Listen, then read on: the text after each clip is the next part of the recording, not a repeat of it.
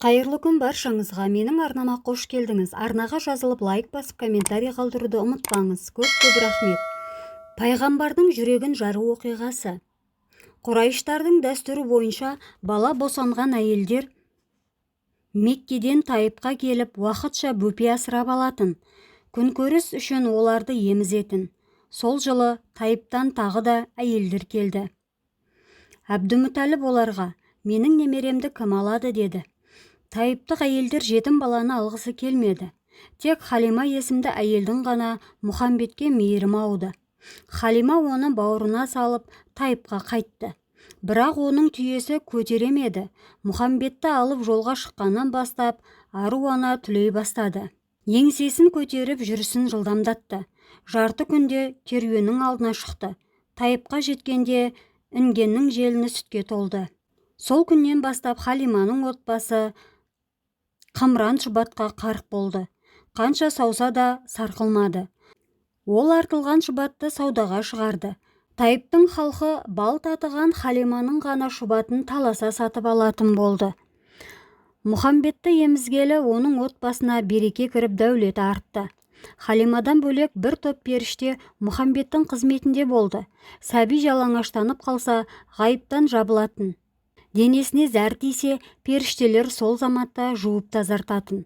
Мұхамбет бітімі бөлек бала болды. 1 айда отырды, 2 айда еңбектеді, 3 айда тұруға талпынды, 4 айда тай басты, 5 айда нық жүрді, 6 айда жүгірді, 7 айда тілі шықты, 8 айда сөйледі. Аузынан шыққан ең бірінші сөз бісміллә болды. 9 айда ат жалын тартып мінді. 10 айында тау-тасқа терең ақылмен назар салды. 11 айында Аллаға зікір айтты. 1 жасында Халима анасының қолғанатына айналды. Пайғамбар 3 жасқа толғанда Құранда Әлләм Нашрих Садрак сүресінде сипатталған айрықша оқиға болды.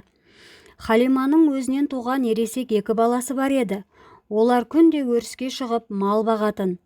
Bir күні бала пайғамбар сүт анасына келіп: мен де бұлармен бірге өріске барсам болама деді.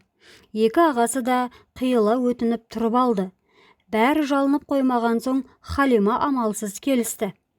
Ересек ұлдарына: Мұхамбетті көзден таса қылмаңдар, байқап ойнаңдар деп ескертті.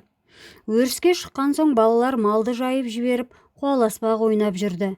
Кенет аппақ киінген 2 адам көктен сап етіп түсе қалды.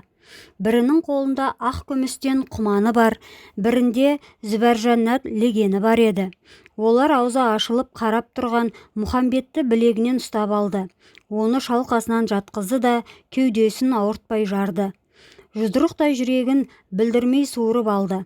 Баланың жүрегі дүрсілдеп соғып тұрды. Тірі жүректі легендегі мөлдір сумен жуды. Сыртын шайып болған соң жүректі жарды да ішінен түймедей қара қанды алды.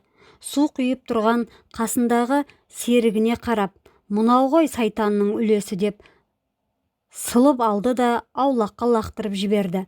Сосын жүректің барлық қабат қуысын айрықша ықыласпен шайып тазартты. Олар: әй Мұхамбет, бұл шайтанның уәсуәстары, біз оны алып тастадық.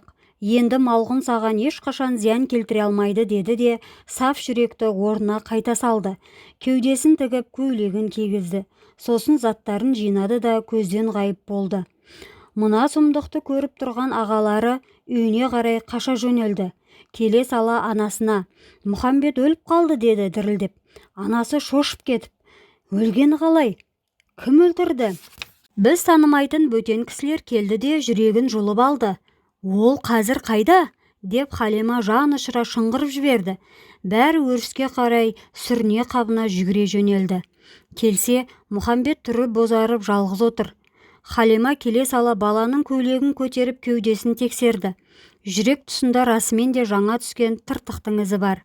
Саған не болды? Еш жерің ауырмай ма? Деді шешесі. Жоқ, еш жерім ауырмайды. Жүрегіңе не болды? Bir кісілер келді де жүрегімді мөлдір сумен жуып берді. Бойым жеңілдеп, көңілім шаттанып тұр. Бірақ қорқып кеттім деді. Халима баланың амандығына шүкір етті.